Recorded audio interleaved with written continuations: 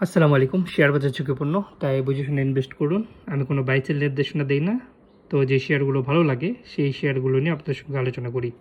তো যারা ফুয়াং ফুয়াং ফুড সম্পর্কে জানেন বা ফুয়াং ফুয়াং ফুডের স্টক নিয়ে যারা অনেকেই কেনার চিন্তা ভাবনা করতেছেন, তো আপাতত এটা স্টপ রাখেন, কারণ আপাতত মনে হয় ফুয়াং কোম্পানি 6 মাসের জন্য বন্ধ করে দিচ্ছে। তো আমি একটু নিউজে দেখলাম যে ফুয়াং তাদের ফ্যাক্টরিটা বন্ধ করে দিচ্ছে গ্যাস ক্রাইসিসের কারণে এবং হাই ইনপুট কস্টের কারণে, এবং এটা মনে হয় ছয় মাসের জন্য।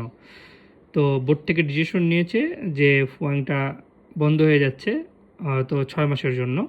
তো যারা ফুয়াং স্টকটা বা শেয়ারটা কিনতে চাচ্ছিলেন তারা আপাতত স্টপ থাকেন, যতই দাম নিচে থাকুক, কারণ আপাতত তারা 6 মাসের জন্য বিজনেসটা বন্ধ করে দিচ্ছে। তো এখন ফুয়াং থেকে একটু দূরে থাকাই আমার মনে হয় ভালো, যেহেতু ফ্যাক্টরি চলবে না। তো ফ্যাক্টরি না চললে তারা তো কীভাবে তাদের ব্যবসা পরিচালনা করবে। আর এখানে কোনো নিউজ মনে হয় এখানে কোনো ওয়েবসাইটে দেয় নেই মেবি, কিন্তু এখানে পাইলাম। এটা হচ্ছিলো দ্য ফাইন্যান্সিয়াল এক্সপ্রেস .com.bd। এখানে নিউজটা দেখলাম যে ফুয়াং তাদের ব্যবসা কার্যক্রম 6 মাসের জন্য বন্ধ করে দিচ্ছে, এবং ক্যাটলিফ্ট এত ওয়ার্কার্স প্রায় 992 জন ওয়ার্কার তাদের জব হারাইতেছে।